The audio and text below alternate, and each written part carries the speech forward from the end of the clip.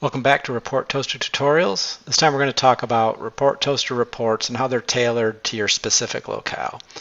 So we're going to go back to our order list report, seen a number of times now, and we're going to check these dates. So these dates and times you can see today about 3:54.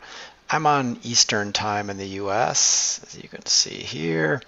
We're going to change this to be Pacific time. See if I can find that. Oh, I might have missed it. There we go. For those that aren't familiar, Pacific time is 3 hours earlier here in the US than Eastern time. So I update that, refresh my report, and there we go. 12:54, which is 3 hours earlier than 3:54, which was before.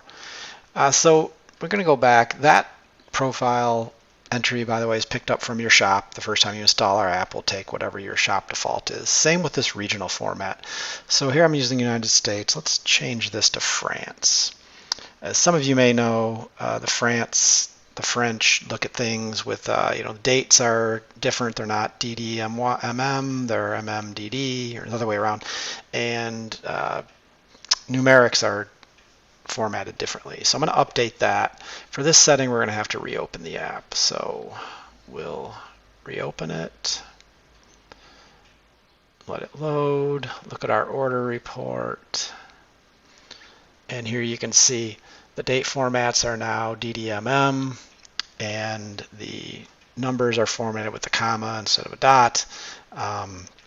So that easy to change your report locale and how you want to see your data.